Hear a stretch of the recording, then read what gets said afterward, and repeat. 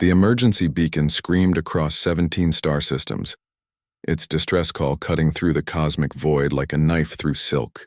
Captain Sarah Chen of the Earth defense vessel Defiance received the transmission while patrolling the Outer Rim territories, 3 months into what was supposed to be a routine peacekeeping mission. "Captain, we're picking up a distress signal from the Kepler 442 system," reported Lieutenant Torres from the communications console. "It's not in any language our computers recognize, but the mathematical sequences are clear. Someone's in serious trouble." Sarah studied the holographic display showing their current position relative to the signal's origin. The Kepler system was technically outside Earth's jurisdiction, lying in the disputed zone between the Terran Coalition and the aggressive Zephyrian Empire. Getting involved could spark an interstellar incident, but ignoring a distress call went against everything Earth stood for. "How long to reach the source?" she asked, already knowing her decision. 18 hours at maximum warp, Captain," replied Navigator Kim from her station. Sarah looked around the bridge at her crew of 43 souls. They were volunteers all, men and women who had signed up not for glory or conquest, but to defend the principles Earth held sacred: freedom, justice, and the protection of those who couldn't protect themselves. She could see in their eyes that they understood the implications of responding to this call. "Set course for Kepler 442. Maximum warp," she ordered. The Defiance shuddered as its engines engaged, propelling the sleek vessel through spacetime toward an unknown fate. During the journey, the communications team worked tirelessly to decode more of the alien transmission. What they discovered made Sarah's blood run cold. The beings sending the distress call were called the Nalari, a peaceful species of crystalline entities who had achieved spaceflight only recently. Their homeworld was under siege by a Zephyrian battle fleet, and their primitive defenses were failing rapidly. The Nalari had never harmed anyone, existing as philosophers and artists who spent their long lives contemplating the beauty of the universe. "Captain," Torres said, his voice tight with urgency, "we're receiving new transmissions. The Nalari are reporting that the Zephyrians are demanding complete surrender and they're threatening to glass the entire planet if the Nalari don't comply within 6 hours. Sarah felt her jaw clench. The Zephyrians were known for their brutality, but this was genocide. The Nalari population numbered in the billions, all innocent civilians whose only crime was existing in a star system the Empire wanted for its strategic value. "Any word from the Coalition fleet?" she asked, though she already suspected the answer. "Negative, Captain. The nearest Coalition forces are 4 days away. By the time they arrive," he didn't need to finish. Sarah understood perfectly. The Defiance was alone. One small ship against what intelligence reports suggested was an entire Zephyrian battle group. The logical choice was to turn around, report the situation, and let the politicians sort it out later. But logic had never been humanity's strongest suit when innocent lives hung in the balance. "Commander Rodriguez," Sarah called to her first officer, "what's our tactical assessment?" Rodriguez, a veteran of 3 border skirmishes, pulled up the Defiance's specifications on his console. "We're outgunned about 50 to 1, Captain. The Defiance is a good ship, but she's built for patrol work, not taking on an Imperial battle fleet. We've got enhanced shields thanks to the new graviton technology, and our weapons are top tier, but against those odds." "Understood," Sarah replied. She stood up from her captain's chair and walked to the main view screen, staring out at the stars rushing past. Somewhere ahead, an entire civilization was about to be erased from existence, while the galaxy watched in silence. "Captain," came a voice from behind her. It was Chief Engineer Martinez, who had apparently left his post in the engine room to come to the bridge. "The crew's been talking. We all know what we're heading into, and we all know the odds, but we also know who we are and what Earth expects of us." Sarah turned to face him, seeing the determination in his weathered face. Martinez had served in the Merchant Marine before joining Earth Defense, and had seen firsthand what happened to peaceful worlds when aggressors went unchallenged. "We're not asking you to throw our lives away in a hopeless gesture, Captain," Martinez continued, "but we are asking you to let us try. Maybe we can't win, but maybe we can buy the Nalari enough time for Coalition reinforcements to arrive. Maybe we can save some of them, and maybe, just maybe, we can show the galaxy that some things are worth fighting for no matter the odds." A murmur of agreement rippled through the bridge crew, Sarah looked at each face, seeing the same resolution reflected in every pair of eyes. These weren't professional soldiers or glory-seeking mercenaries. They were teachers, engineers, farmers, and shopkeepers who had volunteered to serve because they believed in something greater than themselves. Torres. "Open a channel to the entire ship," Sarah commanded. "Channel open." "Captain." Sarah took a deep breath before speaking. "Crew of the Defiance, this is your captain. In approximately 16 hours we will arrive at a planet where billions of innocent beings are about to be murdered by the Zephyrian Empire. We are heavily outgunned and completely alone. No one would blame us for turning around and waiting for reinforcements that will arrive too late to matter." She paused, letting her words sink in before continuing. "But we are not going to turn around. We are going to stand between those killers and their victims because that's what humans do. We don't walk away from genocide. We don't abandon the innocent because the odds are bad. We stand up and fight, not because we're certain we'll win, but because it's the right thing to do." The ship's intercom crackled with the sound of cheers and applause from every deck. Sarah smiled grimly, proud of her crew but also aware of what she was asking of them. "All departments prepare for combat operations. We're going to war." As the Defiance continued its journey toward Kepler 442, word of their mission somehow leaked through subspace communications. Within hours, the story had spread across the galaxy. A single Earthship was racing to challenge an entire Imperial fleet to save a species they had never met. Most observers dismissed it as a futile gesture that would only result in one more ship. Added to the Empire's kill count, they had no idea they were about to witness something that would change the balance of power in the galaxy forever. The Defiance dropped out of warp at the edge of the Kepler 442 system, and the sight that greeted them was even worse than Captain Chen had feared.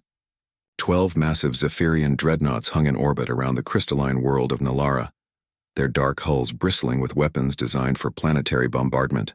Smaller destroyers and cruisers formed a protective screen around the capital ships, bringing the total enemy force to 27 vessels.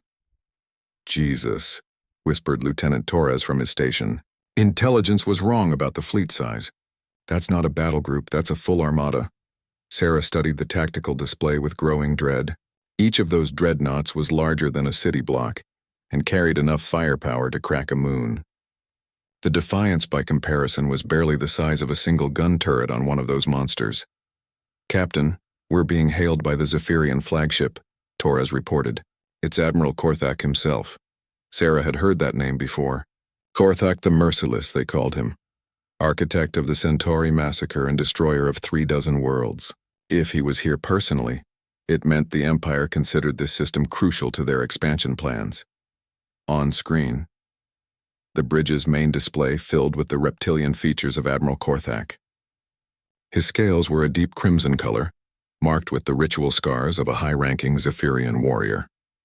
When he spoke, his voice carried the arrogance of someone who had never met meaningful resistance. "I am Admiral Korthak of the Zephyrian Imperial Navy. You will identify yourself and state your business in this system, which is now under Imperial control." Sarah stepped forward, making sure she was clearly visible on the transmission. "I am Captain Sarah Chen of the Earth defense vessel Defiance. We received a distress call from the inhabitants of this world and have come to render assistance." Korthak's laugh was like the sound of grinding metal. "Assistance? Little human. You pilot a single ship against the might of the Imperial Navy. Are you perhaps suffering from some form of mental deficiency?"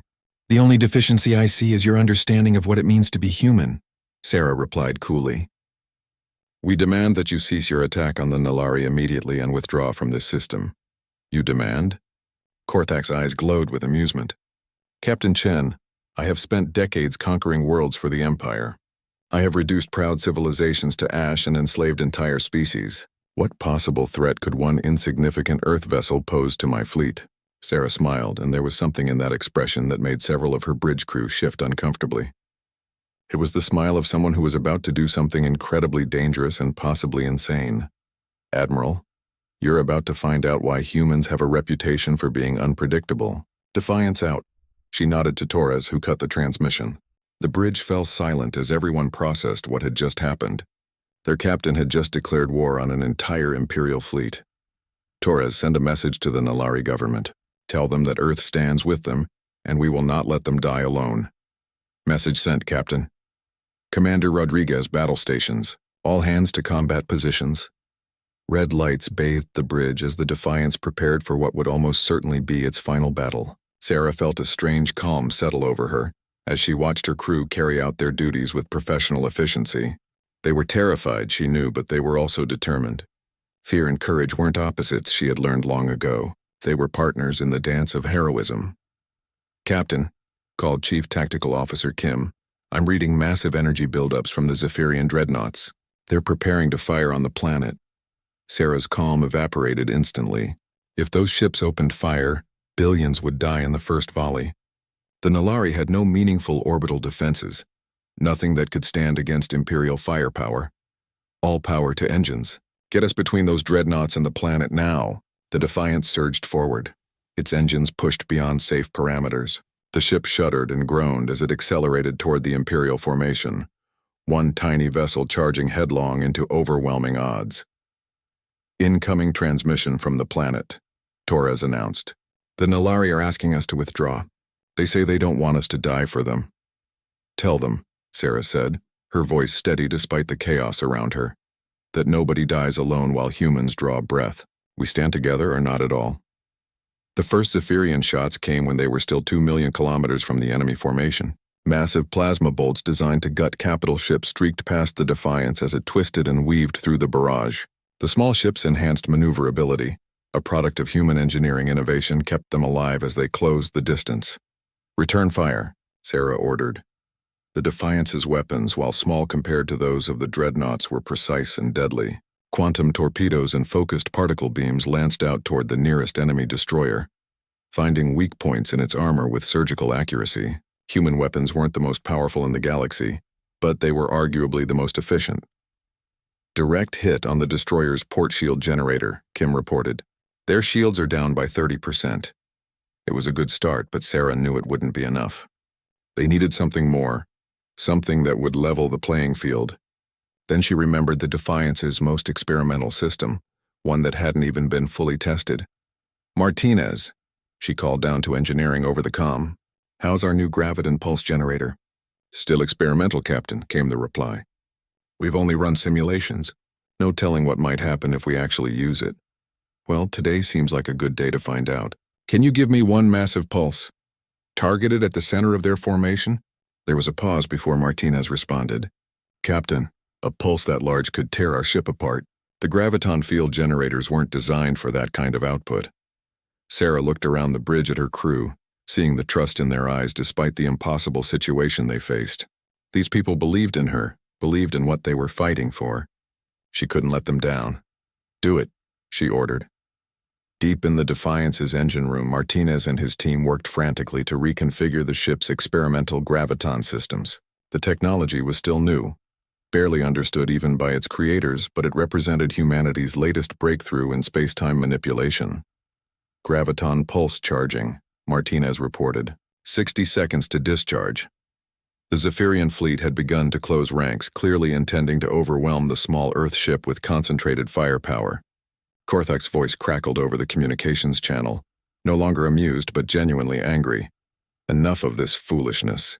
All ships destroy that vessel immediately." 27 Imperial warships turned their guns on the Defiance simultaneously. The space around the small Earth vessel erupted in a storm of plasma and particle fire. Only the ship's enhanced shields and the skill of its pilot kept it intact as destruction rained down from all sides.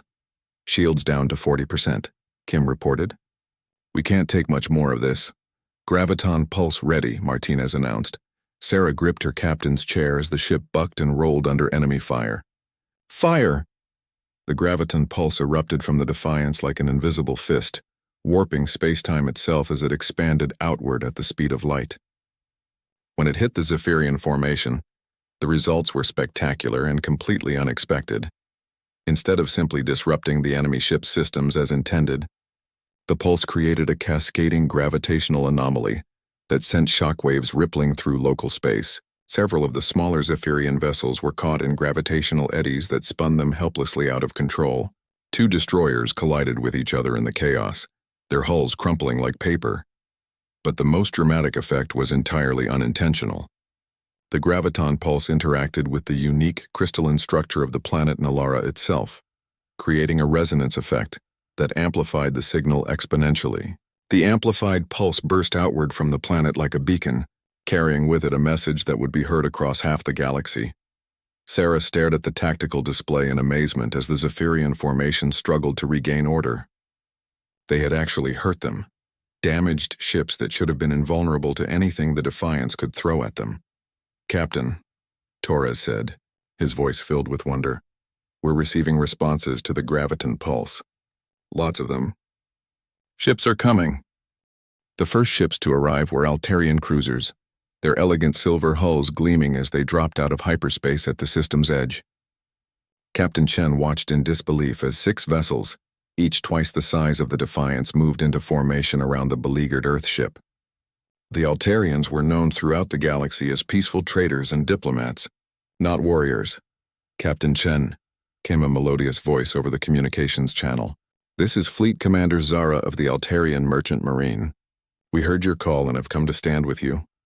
Before Sarah could respond, space shimmered again as more ships emerged from the void. Corvan defensive platforms materialized, their modular designs bristling with shield generators and point defense systems. Then came the Thraxian mining vessels, industrial ships that had been hastily retrofitted with whatever weapons their crews could find. "What the hell is happening?" demanded Admiral Korthak from his flagship, his reptilian features twisted with confusion and growing anger. Where are all these ships coming from? Sarah was wondering the same thing. The graviton pulse had been meant as a weapon, not a communication device. Yet somehow it had carried a message across the galaxy that dozens of species had heard and understood. "Torres, are you getting any explanation for this?" she asked.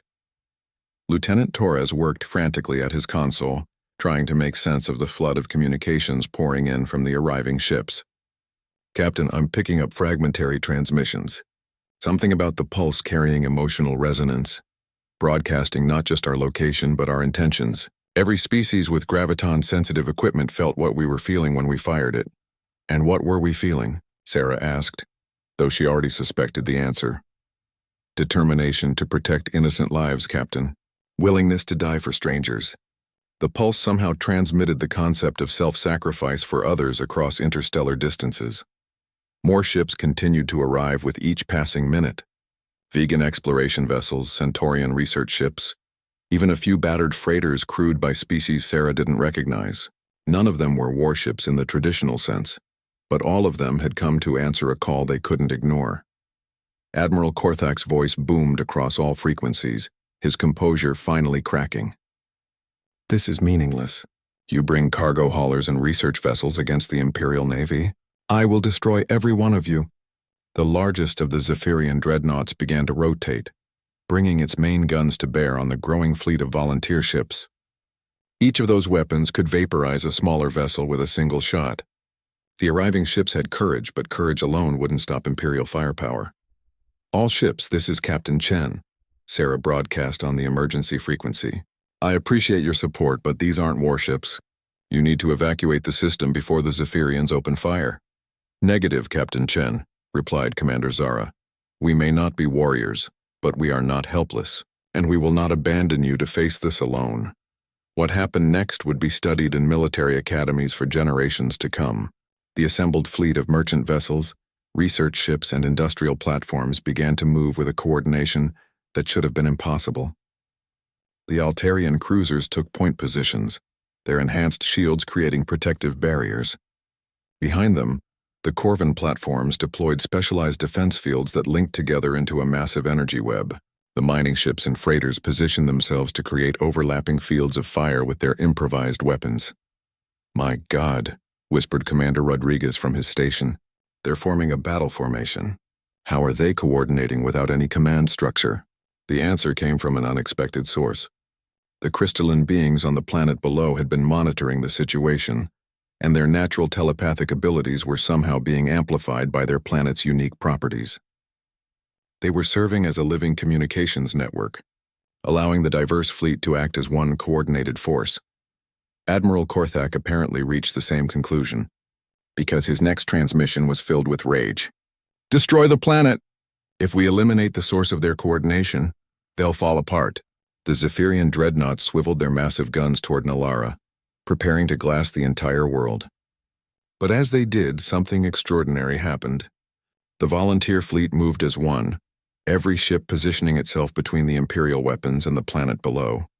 They formed a living shield, hundreds of vessels willing to sacrifice themselves to protect a world they had never seen. All Zephyrian vessels, Sarah broadcast, her voice carrying across the chaotic battlefield. This is your final warning. Withdraw from this system immediately or face the consequences. Korthak's laughter was like breaking glass. Consequences? From a rabble of merchant ships and miners?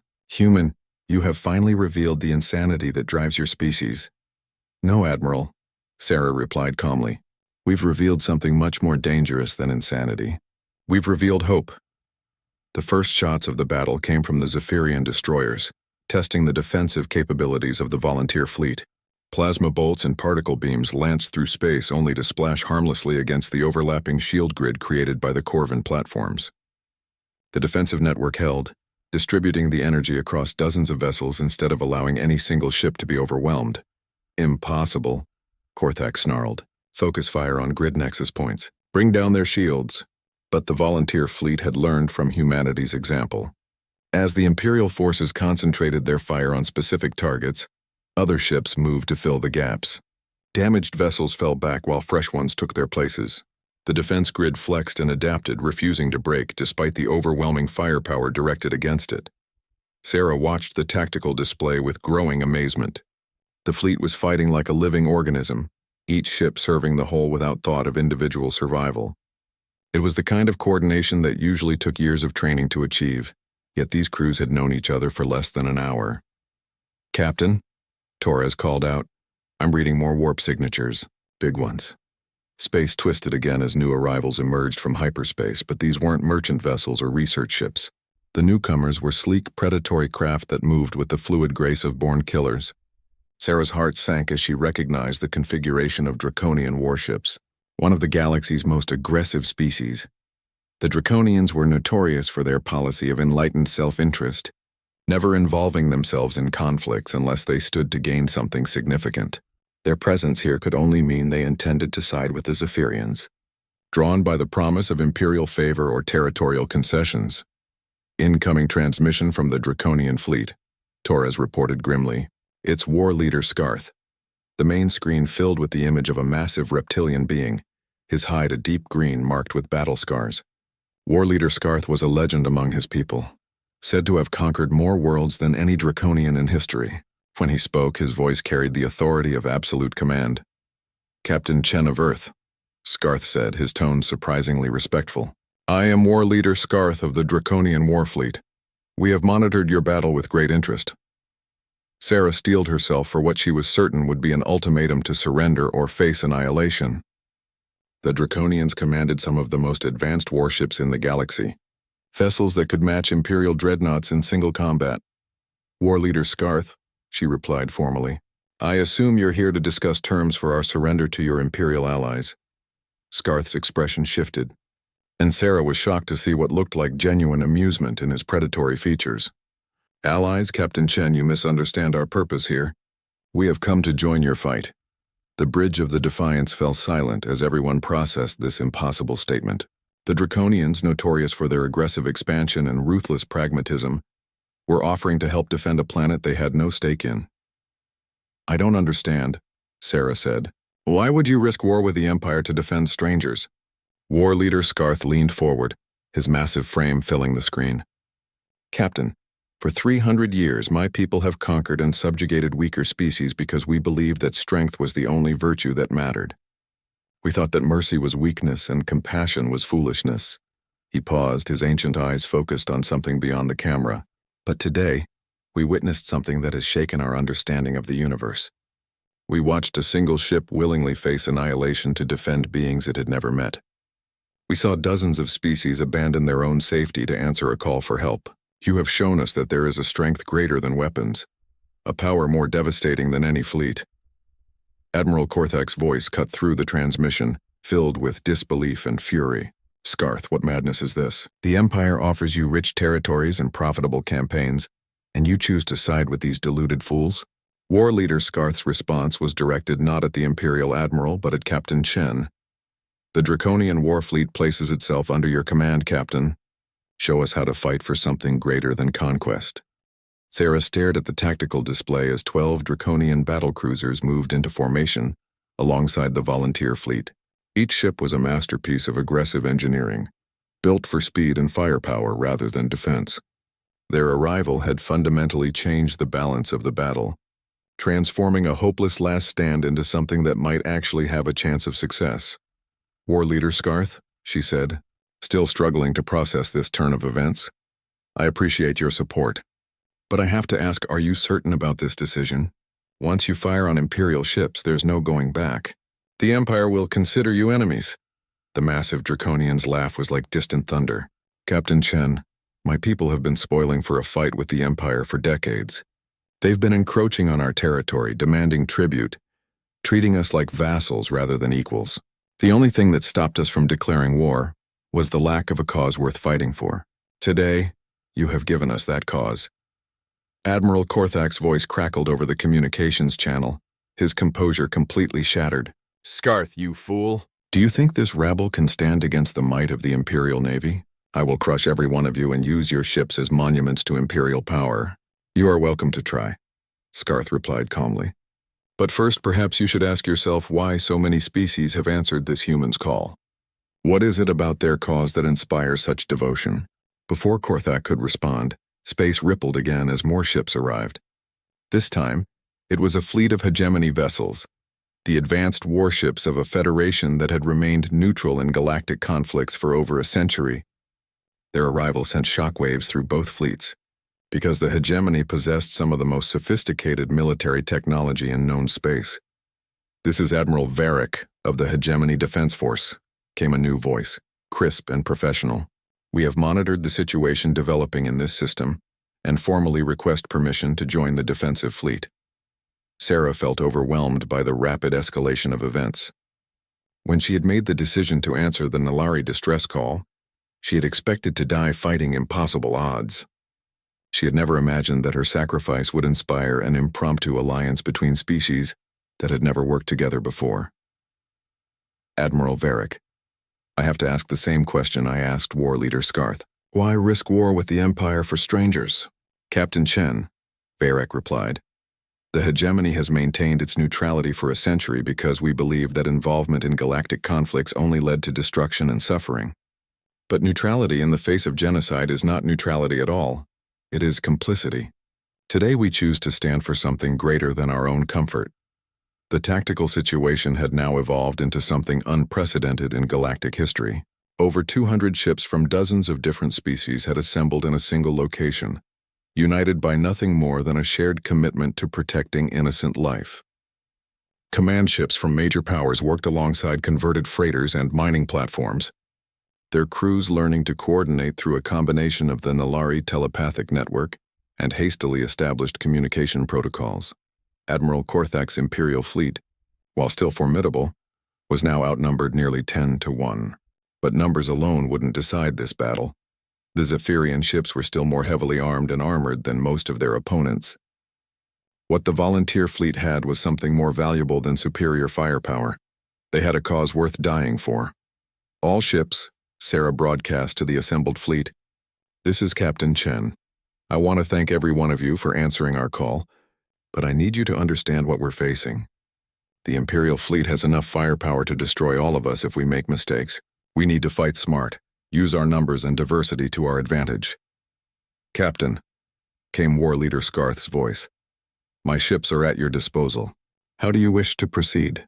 Sarah studied the tactical display, noting the positions of both fleets. The Imperial formation was designed for maximum firepower projection, with the dreadnoughts at the center surrounded by smaller vessels. It was a formation that had conquered dozens of worlds, but it had one critical weakness. It was optimized for fighting other conventional fleets, not the chaotic multi-species force now facing them. All ships. Listen carefully, she began. We're going to use the one advantage the Zephyrians can't counter, our unpredictability. Every species in this fleet has different technologies, different capabilities, different ways of thinking about warfare. That diversity is our strength. She outlined her plan quickly, adapting human military doctrine to accommodate the unique abilities of each allied species. The Altarian ships would use their superior sensors to coordinate targeting. The Corvan platforms would maintain the defensive grid while repositioning to create firing corridors. The Draconian battlecruisers would serve as mobile strike forces, hitting weak points in the Imperial formation. The hegemony vessels would provide electronic warfare support, jamming Imperial communications and sensors. "This is insane," Admiral Korthak broadcast to his own fleet. "They think their circus of misfits can challenge the Imperial Navy? Show them the price of defying the Empire. All ships attack Formation 7. Concentrate fire on their command vessels." The Imperial fleet moved with practiced precision, 27 warships maneuvering into an assault formation that had brought down planetary defenses across the galaxy. Their weapons began charging, preparing to unleash destruction on a scale that could crack moons. But as they moved, the volunteer fleet scattered like startled birds, each ship group moving according to its own tactical doctrine. The Draconians accelerated to attack speed, their ships weaving through space in complex patterns that made targeting difficult. The hegemony vessels simply vanished, their advanced stealth systems rendering them invisible to Imperial sensors. The Altarian ships climbed to high orbit, positioning themselves to provide fire support from unexpected angles. "Where did they go?" demanded one of Korthak's subordinates. "They were right in front of us." "Find them," Korthak roared. "They can't have just disappeared." But that's exactly what had happened. Instead of meeting the Imperial assault head-on, the volunteer fleet had dispersed into dozens of smaller formations, each one exploiting the unique capabilities of its member species. The Zephyrians found themselves facing not one target, but a swarm of threats coming from all directions. The first attack came from the Draconian battlecruisers, which emerged from behind one of the system's gas giants moving at nearly 20% of light speed. Their weapons, designed for short-range devastating attacks, tore through the shields of an Imperial destroyer before it could react. The ship exploded in a ball of superheated plasma, taking its crew of 800 with it. "Impossible," Korthak snarled. "How did they get behind us without being detected?" Before anyone could answer, the hegemony ships decloaked directly above the Imperial formation, their weapons already charged and ready. Precise surgical strikes disabled the sensor arrays and communication equipment of 3 Zephyrian cruisers, leaving them blind and isolated. The Altarian ships opened fire from high orbit, their weapons guided by sensor data being fed to them by the Nalari telepathic network. Every shot was perfectly placed, targeting weak points in Imperial armor that their crews shouldn't have been able to identify from such extreme range. Admiral Korthak's perfect formation began to collapse as his ships found themselves under attack from multiple directions simultaneously. Each Imperial vessel was still individually superior to most of its opponents, but they were no longer fighting individual ships. They were fighting a coordinated swarm that struck like lightning and vanished before retaliation was possible. "Reform the battle line," Korthak ordered desperately. "Concentrate our firepower." But reforming was impossible when the enemy refused to stay in one place long enough to be targeted. The volunteer fleet fought like a living thing, each component part supporting the others in a dance of destruction that the rigid Imperial tactical doctrine couldn't counter. Sarah watched from the bridge of the Defiance as the battle unfolded around her.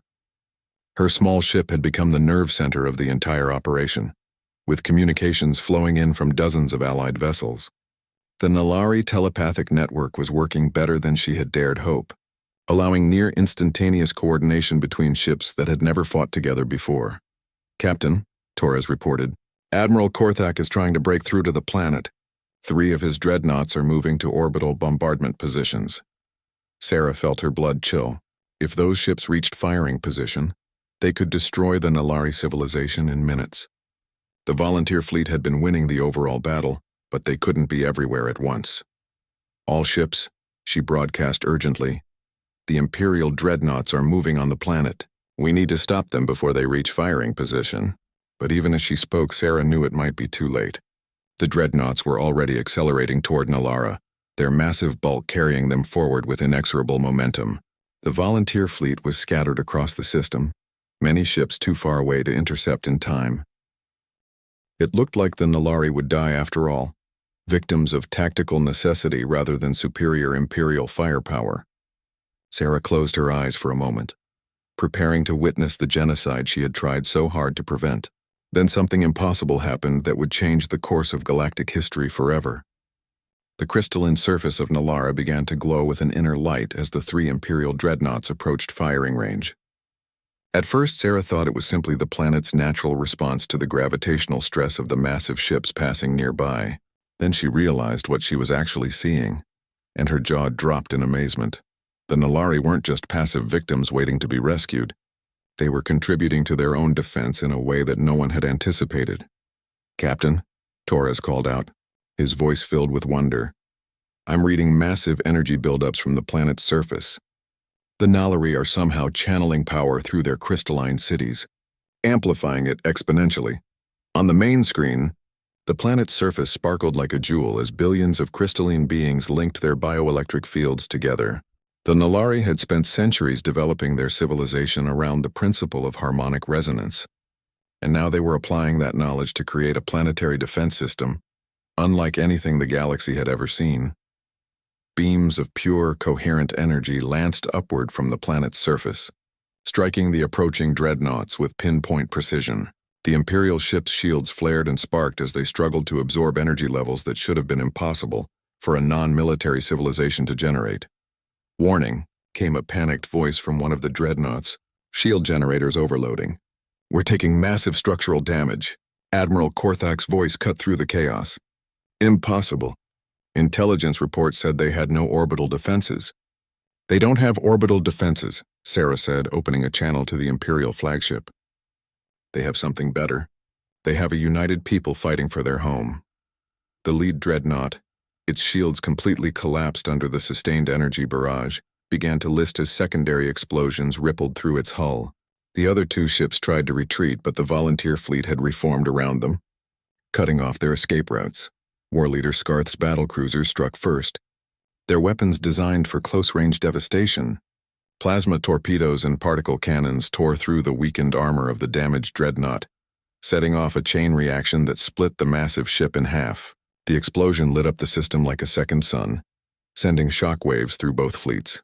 "1 dreadnought down," reported Admiral Varric from his Hegemony command ship. 2 remaining, but their retreat is blocked." The remaining Imperial dreadnoughts found themselves trapped between the planet's energy weapons and the closing volunteer fleet. They were still formidable opponents, their weapons capable of destroying smaller ships with single shots, but they were now fighting a battle they couldn't win. Admiral Korthak's voice came over the communications channel, no longer arrogant, but desperate. "All Imperial ships, emergency withdrawal. Fall back to minimum safe distance." But the volunteer fleet wasn't about to let them escape to regroup. The diverse collection of ships moved with a coordination that defied all military logic, each species contributing its unique capabilities to a combined assault that overwhelmed Imperial defenses. The Altarian cruisers used their superior sensors to guide the targeting of every other ship in the fleet, ensuring that no shot was wasted. The Corvin platforms created overlapping fields of defensive fire that protected the more vulnerable vessels while they maneuvered for attack positions. The modified freighters and mining ships proved surprisingly effective in close combat, their industrial equipment repurposed into devastating weapons. "Admiral Korthak," Sarah broadcast as the Defiance moved through the chaos of battle. "This is your final chance to surrender. Order your remaining ships to stand down and we'll allow you to withdraw from the system." Korthak's laughter was bitter and filled with rage. "Surrender? To a collection of merchants and miners led by a single human ship? Never. The Empire does not bow to inferiors." "Then you've chosen to learn the hard way," Sarah replied sadly. "All ships press the attack. Show them what happens when you threaten innocent life." What followed was less a battle than a demonstration of what united purpose could accomplish. The volunteer fleet struck from every angle simultaneously, their attacks coordinated by the Nalari telepathic network and guided by the tactical expertise of dozens of different species. Each ship knew exactly where to be and when, creating a symphony of destruction that no single military doctrine could have achieved. The second dreadnought died when a swarm of draconian fighters overwhelmed its point defenses, allowing Hegemony torpedo bombers to strike critical systems. The massive ship broke apart like a toy, its reactor going critical and adding another brief star to the system's light. The third dreadnought lasted longer, its captain managing to coordinate with the remaining Imperial cruisers and destroyers to create a defensive formation. But it was too little, too late. The volunteer fleet had found its rhythm, and nothing the Zephyrians could do seemed able to break their coordination. "This is impossible," one of Korthak's officers reported. "They're fighting like they've trained together for years, but half these ships have never seen combat before." "It's the planet," another voice added. "The crystalline beings are somehow linking all the Allied ships together. They're sharing tactical data, emotional resonance, even instinctive reactions." Admiral Korthak stared at his tactical display as his once mighty fleet disintegrated around him. In less than 2 hours, he had lost over half his ships to an enemy that shouldn't have been able to challenge a single Imperial destroyer. The mathematical certainty of Imperial victory had been shattered by something that couldn't be quantified or predicted: the power of beings willing to sacrifice everything for strangers. "Admiral," his communications officer reported, "we're receiving surrender requests from 7 of our remaining ships. Their captains are asking permission to withdraw from the battle." Korthak's clawed hand gripped his command chair so tightly that the metal began to buckle. His entire career had been built on the assumption that superior firepower and ruthless tactics could overcome any opposition. The idea that he could be defeated by idealism and cooperation was impossible for his military mind to accept. "No surrenders," he roared. "Any ship that attempts to withdraw will be destroyed by the flagship's guns. We fight to the death." But even as he spoke, Korthak knew the battle was lost. His remaining ships were scattered and demoralized, facing an enemy that fought with a passion and coordination he had never encountered before. The third dreadnought was already listing heavily, its weapon systems failing under sustained attack from a dozen different directions. Sarah watched the Imperial formation collapse and felt no satisfaction in the victory. Too many beings had died already, both Imperial and Allied. The volunteer fleet had proven its point, demonstrated that genocide would not be tolerated. But the cost in lives was staggering. "Admiral Korthak," she broadcast one final time, "your fleet is defeated. Your remaining ships are outnumbered and outgunned. Order them to surrender and we'll allow your crews to be evacuated safely."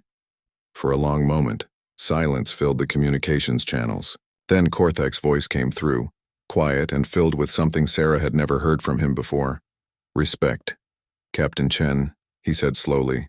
"In 40 years of military service, I have conquered 17 star systems and reduced 8 civilizations to ash. I have never been defeated in battle, never retreated from an enemy, never shown mercy to those who oppose the Empire." He paused, and when he continued, his voice carried a weight of realization that seemed to age him decades in seconds. "But today you have shown me something I thought was a myth. You have shown me that there are things worth dying for other than conquest and glory.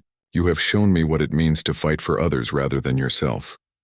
The third dreadnought's weapons fell silent as its captain followed his admiral's lead.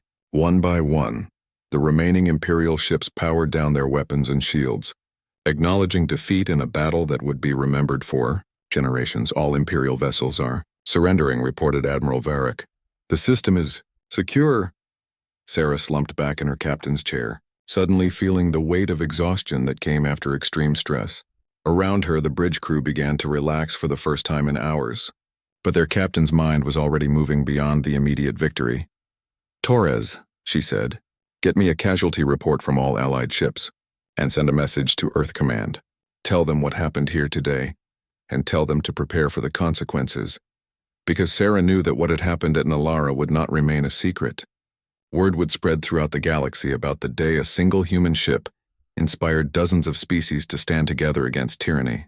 The balance of power that had maintained an uneasy peace for decades was about to shift dramatically. The real question was whether the galaxy was ready for what came next. 1 year after the Battle of Nalara, the galaxy looked fundamentally different than anyone could have predicted. Captain Sarah Chen, now Admiral Chen of the Free Worlds Alliance, stood on the bridge of the new flagship Harmony, watching as the largest joint military exercise in galactic history unfolded before her. 200 ships from 37 different species moved in perfect coordination. Their diverse technologies and tactics melded into a unified defense doctrine that had already proven its effectiveness in 6 separate conflicts. The Alliance had grown far beyond what anyone had imagined possible. Species that had remained neutral for centuries were requesting membership. Former Imperial colonies were declaring independence and seeking alliance protection. Even some Zephyrian worlds had revolted against Imperial rule, inspired by reports of Admiral Korthak's diplomatic missions within the Empire itself. "Admiral," reported Commander Torres, who had followed Sarah through her rapid promotion to serve as her chief of staff, "we're receiving final status reports from all exercise participants. The integration protocols are working better than projected."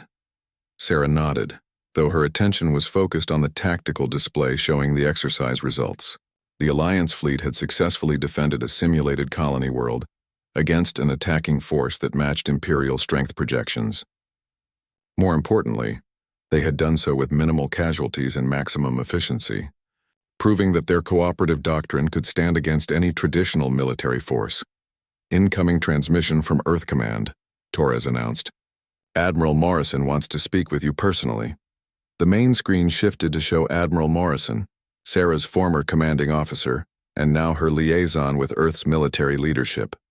The older man's expression was proud but concerned, reflecting the complex emotions that had characterized Earth's relationship with the Alliance.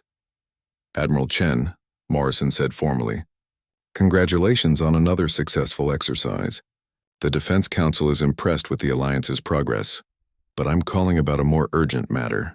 We've received intelligence that Emperor Thax is planning a massive military buildup aimed at crushing the Alliance before it can grow any stronger." Sarah felt her stomach tighten. They had always known that the Zephyrian Empire wouldn't accept the Alliance's existence indefinitely, but she had hoped for more time to consolidate their gains and integrate new members. "What's the timeline, Admiral?" she asked. 6 months, possibly less. The Emperor is recalling fleets from across the galaxy and commissioning new dreadnoughts from every shipyard in Imperial space. Intelligence estimates suggest he's preparing to field the largest military force in galactic history. Before Sarah could respond, another voice cut into the transmission. It was Admiral Korthak, speaking from his position aboard the diplomatic vessel that had become his mobile headquarters as he continued his dangerous work within Imperial territory. "Admiral Chen," Korthak said urgently, "Admiral Morrison's intelligence is accurate, but the situation is more complex than Earth realizes. The Emperor's military buildup has created significant opposition within the Imperial hierarchy. Many sector governors and fleet commanders are questioning whether such a massive expenditure is justified, especially when their own territories are struggling with rebellion and resource shortages." Sarah studied the former Imperial commander's image on her secondary screen. Korthak had aged visibly during his year of diplomatic work, the stress of operating as a double agent taking its toll. But his intelligence had proven invaluable, and his growing network of Imperial contacts had prevented several smaller conflicts from escalating. "What are you suggesting, Admiral?" she asked. "That we have an opportunity to split the Empire before the Emperor can launch his offensive. If the Alliance can demonstrate that it poses no threat to Imperial worlds that choose peaceful coexistence, we might be able to convince entire sectors to remain neutral or even defect." Admiral Morrison's expression was skeptical. "That's a dangerous gamble, Korthak. If it fails, you'll have given the Emperor exactly what he needs to justify his war preparations." "And if we do nothing," Korthak replied, "we guarantee that war will come anyway, but on terms entirely of the Emperor's choosing." Sarah found herself at the center of a strategic debate that would determine the fate of billions of beings across the galaxy. The conservative approach would be to prepare for the coming war, while continuing to build alliance strength through defensive measures. The aggressive approach would be to actively work to undermine Imperial unity before the Emperor could complete his military preparations. "There's a third option," she said slowly, the idea forming as she spoke. "What if we don't wait for the Emperor to choose the time and place of our confrontation? What if we force his hand before he's ready?" Both Morrison and Korthak stared at her with expressions of surprise and concern. "Admiral," Morrison said carefully, "are you suggesting a preemptive strike against the Empire? That would make the Alliance the aggressor in any conflict." "Not a military strike," Sarah clarified. "A diplomatic one. What if we call for a galaxy-wide conference on interstellar relations? Invite every species, including the Empire, to discuss peaceful coexistence and mutual cooperation.